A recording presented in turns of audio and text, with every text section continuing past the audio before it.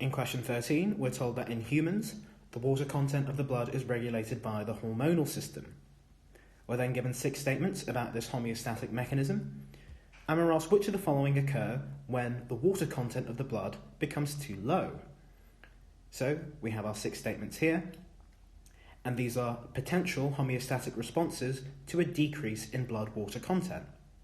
Now, in order to understand which of these is correct, we need to understand the rationale of the body regulating the water content in the blood and the mechanisms it uses to affect changes.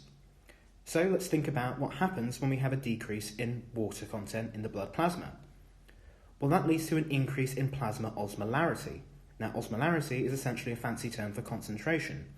It refers to solute per given unit of solvent. Now, given that the main solvent in blood plasma is water, and the blood water content is decreased, we'll have an increase in plasma osmolarity because the solute is unchanged and the solvent is decreased. We can say that the blood plasma is in a state of hyperosmolarity. Now we'll get to what this means and what the significance of this is. If we think about a normal cell within tissue fluid, which is derivative of plasma, we can see that we have a cell which contains both water and a solute, and the same goes for the tissue fluid. Now these are normally, under ideal osmolarity, in a state of equilibrium. There is no net movement of solute or of water. Now the main force determining the movement of water across a semi-permeable membrane, like a cell membrane, is the water potential, which is associated with the solute concentration. Now what does the water potential mean? Well, it refers to the freedom of water molecules to move. And generally speaking, a higher solute concentration impedes the freeness of water molecules to move and therefore decreases the water potential. Now let's think about the situation where we have hyperosmolarity. So under hyperosmolarity, the situation is quite different. We have a decrease in the amount of water content in our tissue fluid because there's a decrease in water content in the blood. There's therefore a decrease in the water potential, as we have a higher solute concentration, and therefore the water molecules in the tissue fluid are less free to move. Now what then happens is that water moves down a water potential gradient via osmosis. Now that means that water will move from within the cell outwards into the tissue fluid in order to correct this imbalance in the water potential, and therefore we can see that the cell would shrink because the water would all leave. We can contrast this with hypoosmolarity, in which you have a higher water content in the tissue fluid and therefore a higher water potential.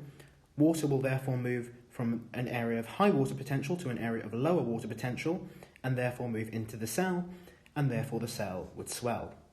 So, as you can see from this diagram, it's important to regulate the osmolarity of the blood and therefore the tissue fluid because it can have damaging effects on tissues.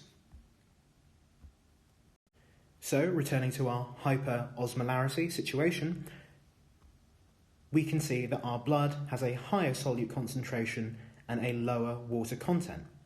Now, what can the role of the kidney be in order to correct this?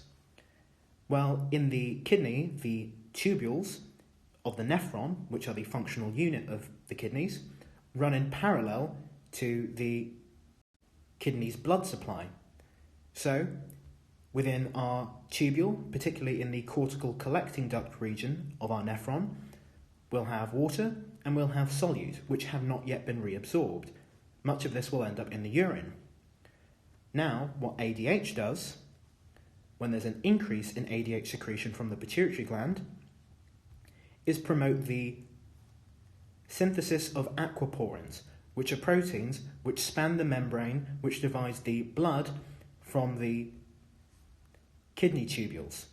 And this allows water to flow from the kidney tubules into the blood plasma, and therefore there's an increase in water reabsorption from the kidney tubule into the blood, and that can help to correct the hyperosmolarity, aka the high solute to solvent ratio that we have in our blood plasma. So we'll end up with less dilute urine because much of the water in the urine will be moving into the blood plasma. and will have more dilute blood because the water will be entering the blood. Now, bearing all of that in mind, we can return to our 6 statements. So 1 and 2 relate to ADH release in response to low water content in the blood. Well, we know that the ADH secretion would increase so that we can develop those aquaporins and recoup some of the water from the kidneys. So there's an increase in ADH release, and that leads to an increase in kidney water reabsorption. So we know that 2 and 3 are correct. Let's move on to 5 and 6, which relate to the reabsorption of glucose in the kidneys. Now, there's a reason I didn't mention glucose in all of the discussion so far, and that's because it has nothing to do with the regulation of water content in the plasma, or the plasma osmolarity. In fact, in most healthy humans, all of the glucose is reabsorbed within the nephron into the blood. So there's no increase or decrease in the reabsorption of glucose in the kidneys. So bearing all of that in mind, we can see that 2 and 3 are correct, and therefore our answer is going to be option B.